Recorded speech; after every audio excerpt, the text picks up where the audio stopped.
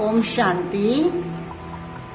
1 से 24 जून तक का संस्कार शुद्धिकरण योग तपस्या भट्टी का कार्यक्रम जो कि मधुबन से आया है वो सुनते हैं। दादी का पत्र है साथ में। तो दादी ने कहा, प्राण प्यारे अव्यक्त बाप दादा के अति लाडले वर्तमान समय और परिस्थितियों को देखते हुए अपनी अचल अडोल एकरस स्थिति बनाने वाले माता पिता समान संपन्न व संपूर्ण बनने के तीव्र पुरुषार्थ में तत्पर सभी निमित्त टीचर्स बहने तथा सर्व ब्राह्मण कुलभूषण भाई बहने ईश्वरीय स्नेह संपन्न मधुर याद स्वीकार करना चाहिए। दादी की तरफ से मधुर याद आई है। बात समाचार हमारी मीठी मातेश्वरी जी का स्मृति मास, ये जून मास हम सबको विशेष उनके समान तीव्र पुरुषार्थ करने की प्रेरणा देता है। तो आओ हम सब मिलकर एकांतवासी बन ऐसी योग तपस्या करें जिससे स्वयं के संस्कारों का शुद्धिकरण हो और इस पुराने संसार का परिवर्तन हो। कहा जाता ना, संस्कार परिवर्तन से संसार परिवर्तन। इसके लिए विचार है कि सभी सेवा स्थानों पर 1 जून से 24 जून तक संस्कार शुद्धिकरण योग तपस्या के कार्यक्रम रखे जाएं। संस्कार शुद्धिकरण के लिए कुछ बातों की परहेज हर एक को अवश्य रखनी है। ये खास पुरुषार्थ हमें करना है। साथ साथ मातेश्वरी जी ने किस पुरुषार्थ से अपनी संपन्नता को प्राप्त किया, उनके पुरुषार्थ की मुख्य 24 धारणाएं भी लिख रही हैं। तो रोज एक बात पर हर एक विशेष अटेंशन देंगे तो माता पिता समान सहजे बन सकेंगे। तो संस्कार शुद्धिकरण के लिए कुछ मुख्य अटेंशन देना है, वो भी पॉइंट दी है। पहली पॉइंट है संकल्पों का संयम, माना ईश्वरीय मर्यादाओं की रेखा के अंदर रहकर संकल्प उठाने हैं।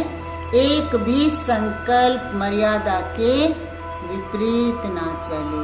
सदा ही पॉजिटिव और सदा ही शक्तिशाली योग युक्ति युक्त ही संकल्प चले। फिर दूसरा है बोल का संयम। कम बोलें, धीरे बोलें, जितना आवश्यक हो उतना ही बोलें। अधिक से अधिक समय मन और मुख का मौन रखें। तो ये हर एक अपना अपना चार्ट बना सकते हैं। तीसरा, भोजन बहुत योग युक्त हो। पूरा ही समय बाबा की याद में भोजन पान करें। भोजन के समय किसी भी प्रकार की आपस में भी वार्तालाप और फोन पर भी वार्तालाप ना हो। चौथा, अमृत वेले उठने से लेकर रात्रि सोने तक की दैनिक दिनचर्या का भी विशेष चार्ट आपके पास भेज रहे हैं। उसी चार्ट अनुसार स्वयं की चेकिंग करें तथा स्वयं को स्वयं ही मार्क्स दें। तो ये चार्ट हम ग्रुप में आपके पास भेज देंगे। 5वीं पॉइंट है हर एक लक्ष्य रखें कि 24 घंटे में कम से कम रोज 8 घंटा योग तपस्या जरूर करनी है।